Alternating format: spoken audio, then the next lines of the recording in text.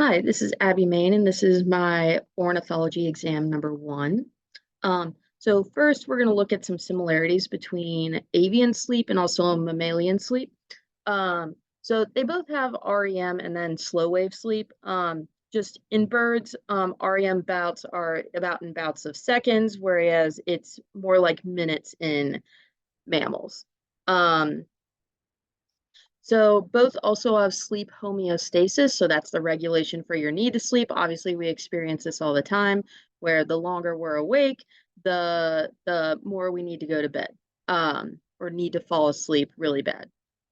Um, and also both have REM sleep in their young. This is really crucial for their development. So barn owls, for example, were shown to have a larger percentage of REM sleep in their young than the matured owls, which shows it's really necessary for development for REM sleep to happen.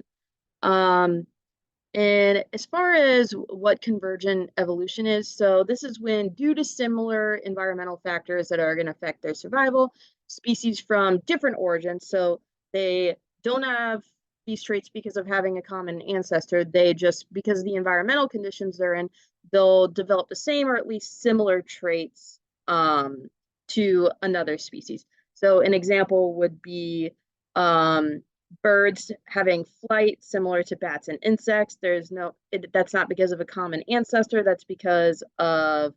Um, that's because of the similar need to flight due to environmental factors.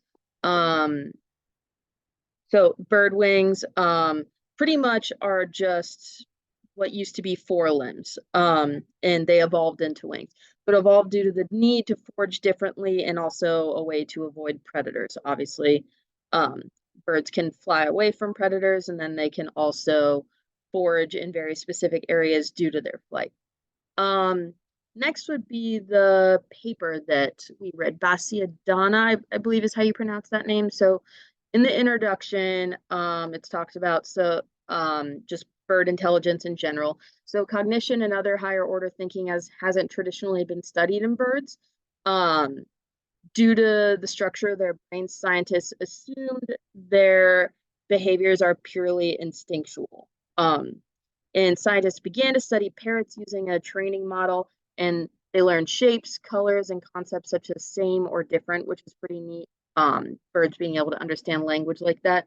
The rest of the paper is going to focus on scientific developments in the understanding of avian cognition, specifically corvids and parrots, your smarter birds.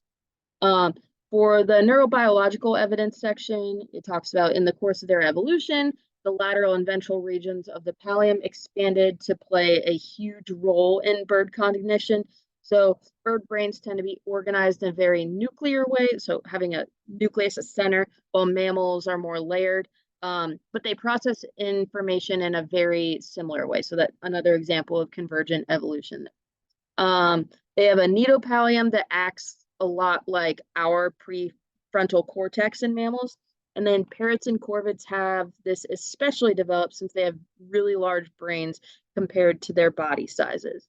Um, then we're going on to complex cognition. So, like many mammals, many avian species experience causal reasoning, behavior flexibility, imagination, and then also prospection.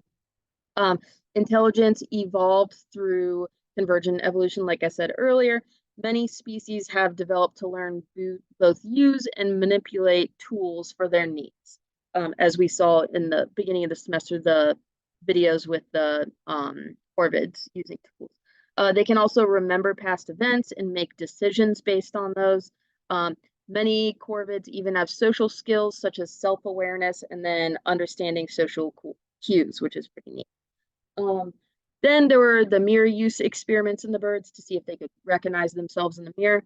So originally, most species respond to a mirror with social displays, which makes sense. They recognize it as a member of their species, they just don't recognize it as them.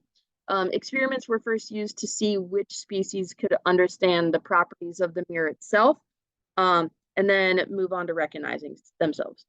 So gray parrots understood the properties of reflection in the mirror, where they could find things using the reflective properties, but they didn't go as far as to recognizing that they're looking at themselves as well in the mirror.